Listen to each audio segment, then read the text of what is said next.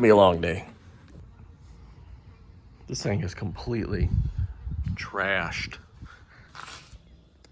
My goodness. Filthy, filthy, filthy. So what are we gonna do today, you may ask?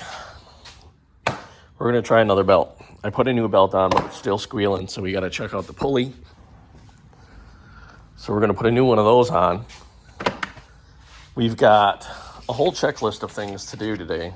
We gotta get this thing ready. I just booked a load, another tractor coming out of Iowa, going down to Louisiana, pick it up tomorrow morning.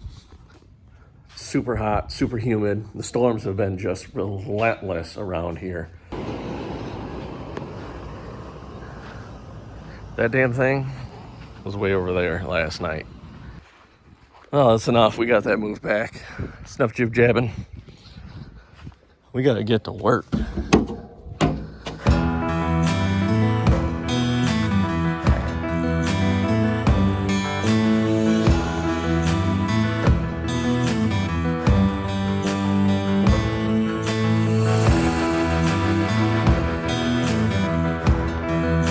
Just like that, not too bad. This belt's got some cracking in it. Not sure if that shows up or not. There it is.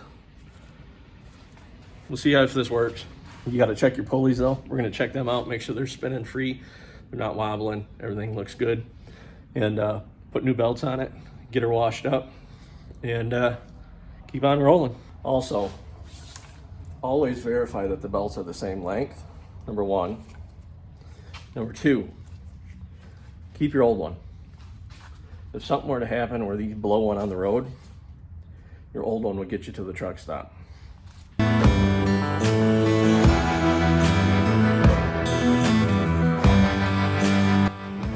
Okay, so we got it on.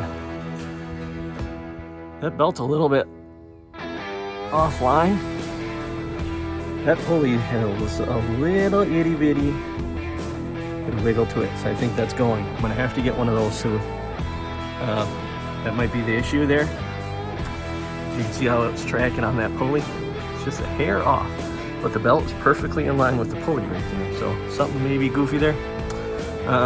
This belt, make sure your gaps are perfect on each side. Make sure your belt's not touching the pulley on one side on each one of your pulleys. Otherwise that's gonna be the problem. It's fired up.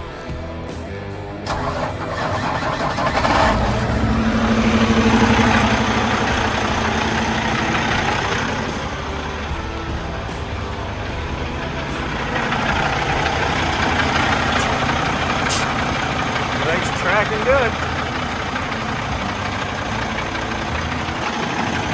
Engaged our fan.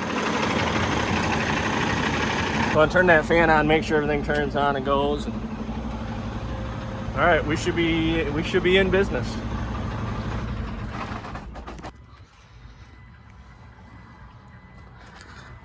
Yeah, everything's looking good on the pulleys. That's what you want to make sure. The last thing you want to do is do something like this and then go down the road and then get 20, 50, 100 miles from home and fucking kick a belt off. See, I think that pulley's kicking it over just a little bit because it's coming back over on the witness mark, but it's not in line with the back belt. I'm gonna have to do some digging. Probably gonna have to look and see if I can find one of these. It's just a simple pulley, just a bolt in the block. The thing you gotta watch about these is even the tensioner for down here. The bolts that go in that way, at least on a Cummins motor, notorious, drilled all the way through the backside and shit gets in back there and corrodes the back of the big bolt that holds that on. Notorious for you hit it with an impact and it pulls all the threads out of there. So you gotta be really careful. Definitely not something you try on the road. No, don't do it. If you're gonna be working on your own stuff, invest in some tools. I mean, a little bit goes a long ways. I don't, by no means do I have a master set, but I have enough to get me in trouble, okay? I got a whole drawer for doing wires and stuff like that, all kinds of power tools. Number one must have, 4-inch grinder. All cutting wheels. It's all cutting wheels. These are all flat discs. It's a must. You must have it. Auto wrench. These are awesome. Awesome to have for doing, you know, just small nooks and crannies, something where you'd be in there just going like this with a ratchet. You just hit it in there, pull the trigger, send her on home. These only torque on a full battery to about 28 foot-pounds. So you're not sending it to the moon. Sometimes that's just enough. 3/8 impact. Love this thing. High torque impact. This works great for doing socket stuff. 1/2-inch impact. Brand new. It don't look like, I mean, I use my tools. This is the brand new Milwaukee Fuel M18 high torque 1/2-inch impact gun. They claim with their 6-amp battery that you'll get 1,600 foot-pounds of torque out of these. These things are no fucking joke. Just have regular batteries, 5-amp hour, and they're claiming with the 5-amp hour you get like 1450 or 1500. It's more than what you need. This takes the lugs off the tires. I've taken my steer tires off with this, no problem. It works. It does the job. You don't need a 3/4. You don't need a 1-inch. A lot of the sockets for your lug nuts are a 33 millimeter. Everybody's, oh, you can only get it in 3/4 drive. You got to put an adapter on. No, you don't. There's a 1/2-inch drive. 33. One more tool that makes my life not so gray. And that's this bad boy. Milwaukee Auto Grease Gun. Love it. It's got the pumper there. It's got a bleeder on top here. You hit that and it bleeds all the air out the side hole until you get grease.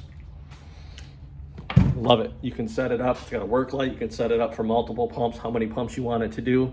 It's got a selector, how many pumps you want. So once you pull the trigger, right now it's set for 5, it'll pump 5 pumps. That's it. So you can pump it till the moon, or you can, if you're just doing PM, you can just do a couple pumps just so you're not making a mess.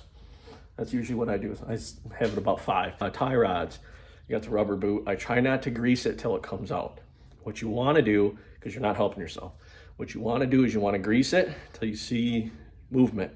You see that ball starting to fill up, and once it's about full, just stop.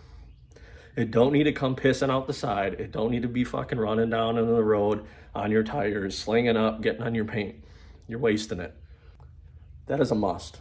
Crawling underneath, just hit your zerks. Let's go down. Perfect. Not one of these tools is cheap. Not one. If you try going to the store and buying these things in kits, you'll be getting a second mortgage. But having the right tools for the job is key. I'm gonna get working.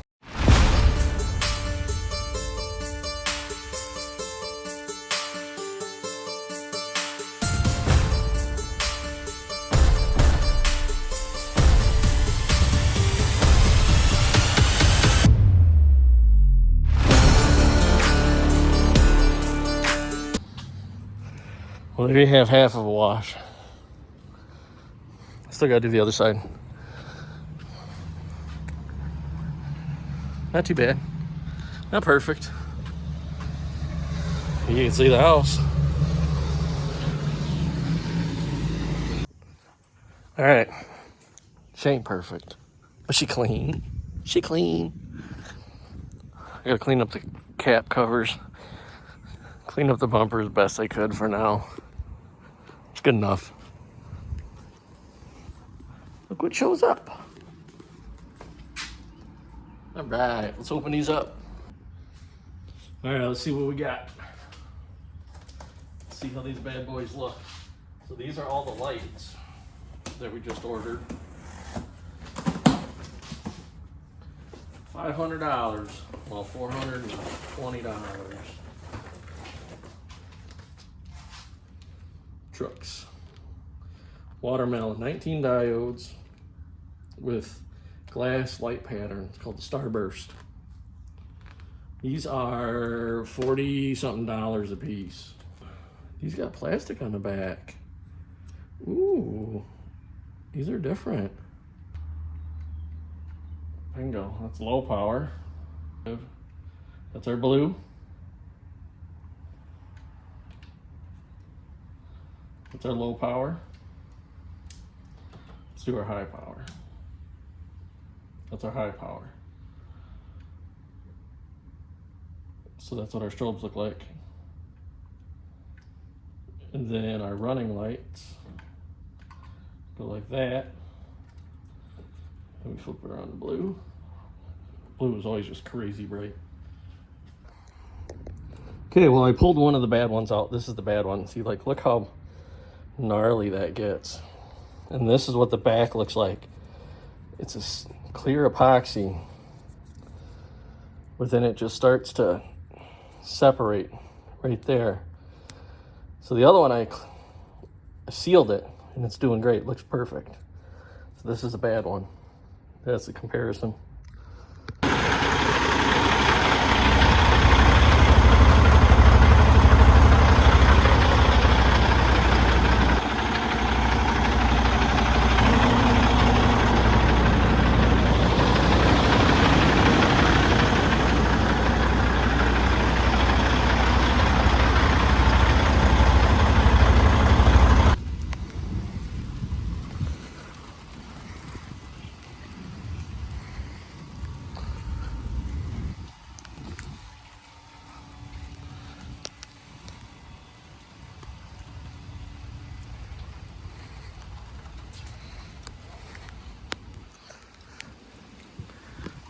There they are. We'll see how this works. Crazy thunderstorm rolled in, of course.